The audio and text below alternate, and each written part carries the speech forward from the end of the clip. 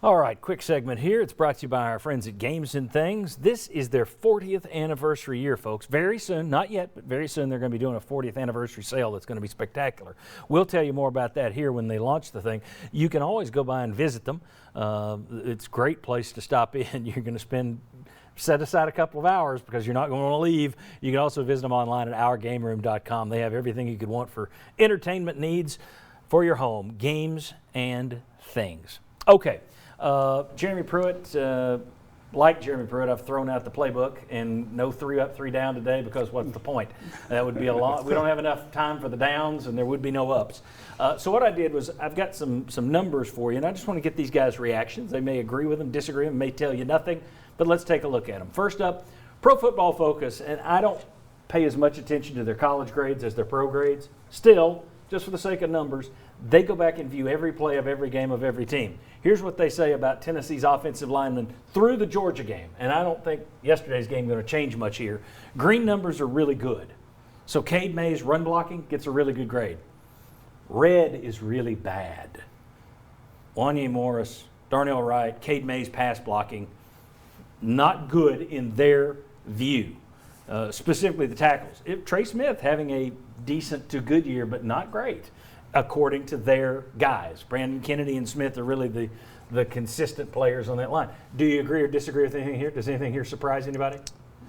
No, I mean, we've, at the Athletic, for us, we've looked at the offensive line and sort of broken down quite a bit, and that's pretty much what we've seen. The tackles, it's not, you just have to be better. Like, those guys are NFL bodies. I think they'll probably end up in the NFL.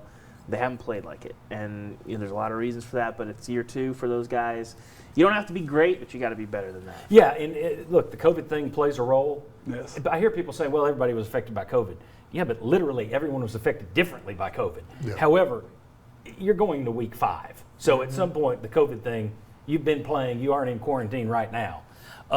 Anything stand out to you, Will, as a former defensive lineman looking at those offensive line grades? Do you agree with them? Is that kind of your view? Kennedy, I think it was a little bit higher than I thought he was, just because I've seen a couple of plays where if they have a nose tackle, you see that play get ended a lot of times early on. His guy is the guy usually kind of looking like he came free. So surprised to see he was a little bit better than I thought he was. But no, in the pass blocking, it's looked that way. I mean, a lot of times you're looking at the 2 tackles thinking they might be pretty good guards. So I kind of think we have a whole lot of guards and not a lot of tackles. And that's why, you're not seeing that in pass blocking, because the one-on-one outside with a better athlete, you don't have a shot. All right. Sterling, hang on. I pulled another group of numbers here. This is Tennessee's, where passes have been completed against Tennessee this year. This is the opponent's pass chart, including Kentucky. All right. You get 20 yards down the field, 11, 20 behind the line, and then you got center, right, left. Obviously, you can figure this out. We know they're attacking the middle of the field. We know they're attacking underneath. You see that. What you don't know until you really look at the numbers is, boy, they aren't completing many passes on the left side of the field. This makes me feel Bryce Thompson's having a better year than maybe he's getting pubbed for, because they aren't going over there. They are attacking on the right side and up the middle. Sterling, your thoughts on what you see there? Well, as a quarterback, you go to your team strengths. You go where the guys are the weakest at on defense according to your team strengths, and you want to be consistent with that. So, a lot of the things that is happening inside the teams we're playing, they have great slot receivers. So you go where your great receiver is. It may be the next team's weakness, which unfortunately the numbers show might be ours, which I would like for us to do on our offense. We got one guy in the green on our offensive line, and it's run blocking. I wonder if the run now sets up the pass for us. I think that's something to be explored for our offense to attack the next game. All right, very good. Anybody have any thoughts on the pass chart? Yeah, no, I think you look at let's go ahead and put it back up. Yeah, you look at sort of who's defending this. I mean, the big issue. We looked at some target data last week. It's not one guy. Jeremy Banks is really the only guy where he's had some real issues in coverage. It's just guys are giving up. Kenneth George have given up a couple. Schamberg comes back, he's given up a few. Alontae Taylor. It's not one guy. Bryce Thompson is the only guy that's really excelled. But just everybody's got to raise their game a little bit. Slant routes are just eating them alive. Yeah. Slant route, they're not within 3 yards of the guy. He's running the route on air. I mean, it's 7-on-7, and running against cones. They're not touching him. They're not within 3 yards of him. It's an easy throw. I mean, it's a problem right now just because, and you can see it. Number 12 is the one they're going to a lot more times. When they see him on the slot guy, it's kind of their route.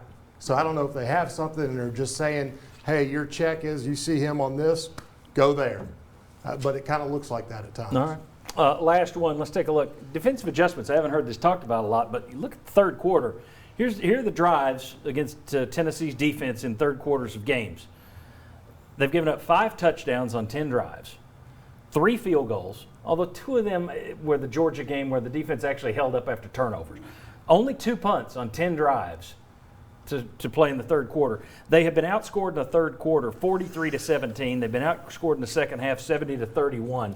Will, is it too soon? Do you take anything from that in terms of halftime adjustments or the way this team comes out in the second half? Yeah, I think you have to. I mean, you look at that and you just see that they come out of the locker room and, your first drive is your most important drive coming out of that halftime. We always talked about that.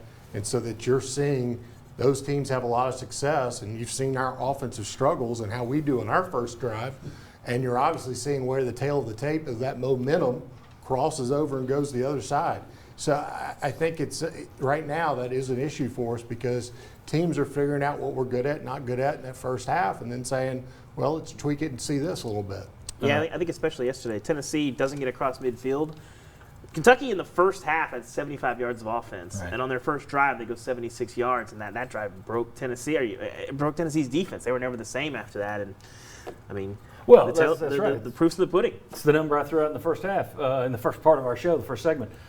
In the second half yesterday on run plays, Kentucky averaged 3.6 yards before contact, and that was after halftime when they really took off. So, interesting. All right, when we come back, we're going to take a look at UT's future schedule, specifically Bama. We got 3 more questions about the Volunteers, including one about Jeremy Pruitt's extension. We got the Cavaliers line where we can beat up the casino and take its money again. Come on back on the Sports Source.